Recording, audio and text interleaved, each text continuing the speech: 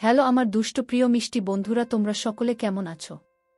আশা করি তোমরা সকলে অনেক ভালো আছো। বন্ধু, আজ তোমাদের মাঝে নিয়ে আসলাম নতুন একটি লাগালাগির গল্প। বন্ধুরা, গল্পটি শুনলে তোমাদের দাঁড়িয়ে যাবে, তোমরা হাতের কাজ করতে বাধ্য হবে। তাই ভিডিওটি না টেনে শেষ পর্যন্ত গল্পটি দেখুন। চলুন বন্ধুরা, আর কথা না বাড়িয়ে গল্পটি শুরু করি। দরজা খুলতেই নিজের স্বামীর পাশে নববধূ সাজে আরেকটি মেয়েকে দেখে মাথা ঘুরে গেল মহিমার। সে কাপা কাপা স্বরে স্বামী রাজীবকে বোকার জিজ্ঞেস করল, এই মেয়েকে রাজীব? রাজীব যেন এই প্রশ্নের অপেক্ষায় করছিল। রাজীব বিনা দ্বিধা উত্তরে বলল, তোমার বাবা যদি এই বয়সে তোমার মা থাকা সত্ত্বেও আরেকটি বিয়ে করতে পারে, তাহলে আমার আরেক বিয়ে করা অপরাধ নয় নিশ্চয়। আর তুমি চিন্তা করো না, আমি তোমার ও আমার বাচ্চাকে কখনো অবহেলা করব না। তুমি শুধু রিয়ার সাথে নিজেকে মানিয়ে নিও। ওর সাথে মিলেমিশে থাকলেই তোমার এখানে কেন সমস্যা হবে না। রাজীবের কথা শুনে মহিমার ঘৃণায় শরীর রিরি উঠল। সে তাচ্ছিল্য ভরা কণ্ঠে বলল, তাহলে এই সুযোগের অপেক্ষায় করছিল একদিন, তাই তো বাবার দ্বিতীয় বিয়ের খবর শোনার সাথে সাথে তুমিও বিয়ে করে নিয়ে এসেছে। আর ভাবছ আমি সতীনের সাথে সংসার করব? তাহলে শুনো, আমি এমন কেন লোকের সাথে সংসার করব না যে নিজের 4 মাসের অন্তঃসত্ত্বা স্ত্রীকে রেখে আরেকটি বিয়ে করে নিয়ে এসেছে নিজের স্ত্রী সন্তানদের কথা না ভেবে। আমার সন্তান দুনিয়াতে আসার সাথে সাথে তুমি ডিভোর্স পেপার পেয়ে যাবে। কথাটি বলেই মহিমা বের হয়ে যায় বাড়ি থেকে। মহিমা বের হয়ে গেছে এই অবস্থায়, তবুও রাজীব তাকে একটি বারের জন্যও বাধা দিল না। হয়তো মহিমার জন্য এখন আর তার হৃদয়ে ভালোবাসা অবশিষ্ট নেই। আচ্ছা, ভালোবাসা হৃদয়ের থেকে শেষ হওয়া কি এতই সহজ? হয়তো বা তা না হলে রাজীব কিভাবে এত সহজে তাকে রেখে বিয়ে করতে পারে, রাজীবকে এত ভালোবাসা সত্ত্বেও? বাপে দ্বিতীয় বিয়ে করেছে এই কথা শুনে এসেছিস মাকে সান্ত্বনা দিতে, নাকি তোর শ্বশুর বাড়ি থেকে তোকে ঘাড় ধাক্কা দিয়ে বের করে দিয়েছে? ছোট বোনের কথা শুনে ক্লান্ত দৃষ্টিতে তাকিয়ে আছে মহিমা। মহিমার দৃষ্টি উপেক্ষা করে সিরাত আবার বলল, এই 4 মাসের পেট নিয়ে কোথায় থাকবি ভেবেছিস? যেখানে বাবা দ্বিতীয় বিয়ে করার পর আমাদের ও মায়ের থাকায় অনিশ্চয়তার ভিতর আছে, সেখানে তোর কি মনে হয় মায়ের সতীন তোকে সহ্য করবে? সিরাতের কথা শুনে অশ্রুসিক্ত নয়নে তাকালো মহিমা। তার যে কিছুই বলার নেই। নিজের স্বামীকে এত ভালোবাসার পরেও তাকে ছেড়ে দিল। তার বাবার দ্বিতীয় বিয়ের কথা শুনে তার শাশুড়ির এতদিন এটাই চাইছিল যাতে মহিমা নিজে সেই বাড়ি থেকে বের হয়ে যায়, কারণ তিনি মহিমাকে বিশেষ পছন্দ করেন না। মহিমার জায়গায় অন্য মেয়ে হলে হয়তো স্বামীর পা ধরে বসে থাকত একটু আশ্রয়ের আশায়, কিন্তু মহিমাকে তার মা কারো সামনে মাথা নিচু করতে শিখায়নি, তাই বিনা দ্বিধায় ওই বাড়ি থেকে বের হয়ে এসেছে। মহিমা দৃঢ় কণ্ঠে সিরাতকে উদ্দেশ্য করে বলল, বাবা এমনটা কিভাবে করল? আমাদের কথা কি একবারও উনার মাথায় আসেনি?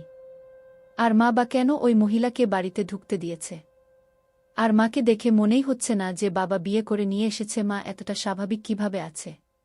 তো কি করবে মা? বসে বসে তোর মতো আহাজারি করবে, কান্না করবে?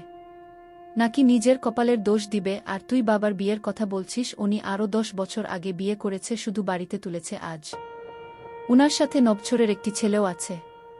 সিরাতের কথা শুনে মহিমা হতভম্ব হয়ে তার দিকে তাকিয়ে আছে। কি বাবা আরও 10 বছর আগে বিয়ে করছে? এটা কিভাবে করতে পারে বাবা? উনি কি ভুলে গেছেন ওনার যে 3টি মেয়ে আছে ঘরে? মা উনাকে কত ভালোবাসেন, আর মায়ের প্রতি ও উনার ভালোবাসার কখনো কমতি দেখিনি।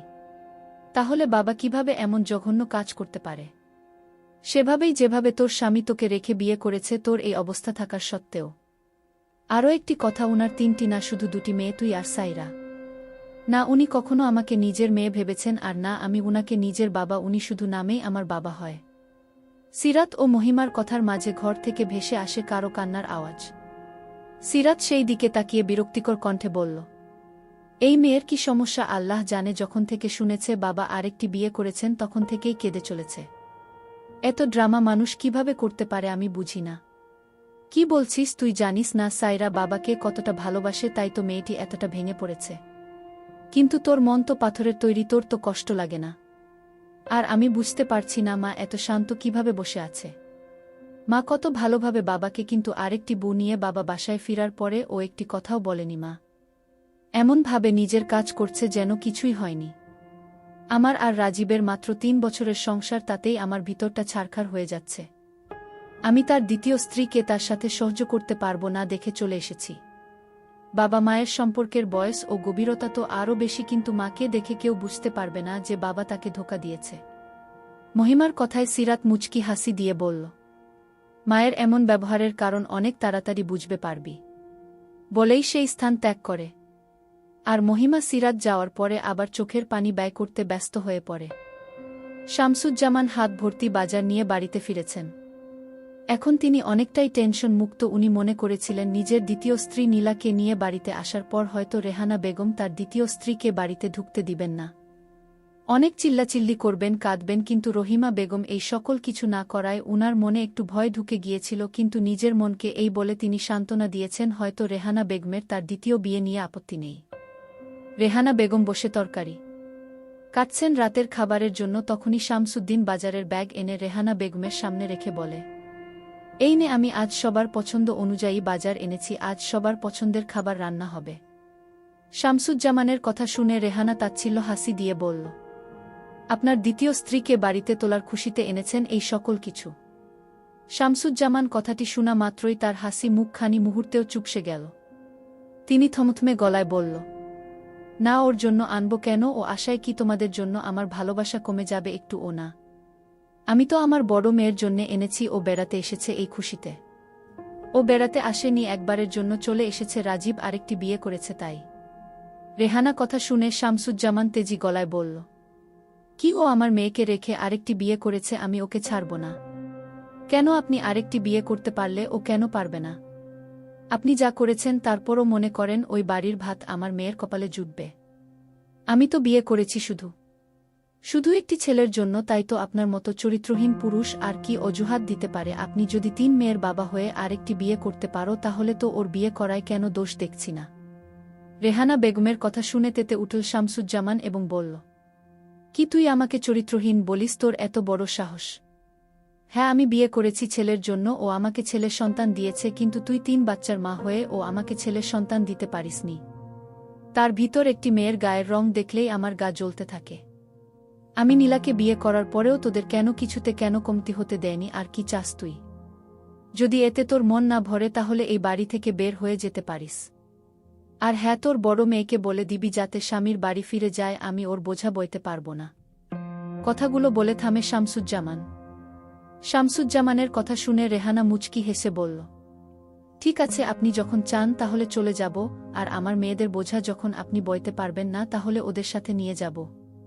তারপর নিশ্চিতে আপনি ও আপনার দ্বিতীয় স্ত্রী সংসার করতে পারবেন আপনার ছেলেকে নিয়ে। শামসুজ্জামান রেহানার কথায় গুরুত্ব দেয় না, কারণ উনি জানেন রেহানা বেগমের যাওয়ার কেন জায়গা নেই। বাবার বাড়িতে গেলে তার ঠাঁও মিলবে না, ফিরে এই বাড়িতে আসতে হবে। তাই তো এত বড় কাণ্ড ঘটানোর আগে একবার ও ভাবেনি। সাইরা বাবার আওয়াজ শুনে ঘর থেকে বের হয়েছিল বাবাকে জিজ্ঞেস করতে, তার বাবা এমনটি কিভাবে করল, কিভাবে তার মাকে ছেড়ে অন্য নারীকে বিয়ে করেছে তিনি। কিন্তু তার বাবা ও মায়ের কথা শুনে যেন সে পাথরের মতো জমে গিয়েছে। কি শুনেছে সে এইসব? যেই বাবাকেও নিজের আইডল হিসেবে জানত, সেই বাবা একটি ছেলের জন্য অন্য নারীকে তার মায়ের জায়গা দিয়ে দিয়েছে এত সহজে।